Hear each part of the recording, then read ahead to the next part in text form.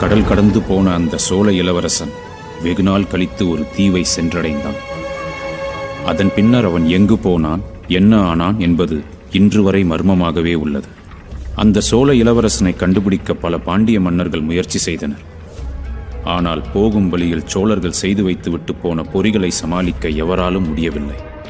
சோழ இனத்தை பூண்டோடு அழிக்க வேண்டும், தங்கள் குலதெய்வ சிலையை மீட்க வேண்டும் என்ற கனவு பாண்டியர்களுக்கு நிறைவேறாமலேயே போய்விட்டது. ஆயினும் அவர்கள் தங்கள் முயற்சிகளை கைவிடவே இல்லை.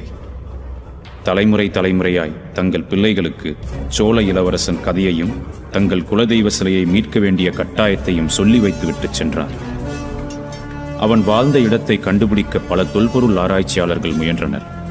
சிலர் பாதியிலேயே திரும்பி வந்து அந்த சோழன் போன பாதை மிகுந்த அபாயகரமானது, யாரும் முயற்சி செய்ய வேண்டாம் என்ற அறிவுரை சொன்னார்கள். அதை பொருட்படுத்தாது சென்றவர்கள் யாரும் திரும்பி வரவில்லை.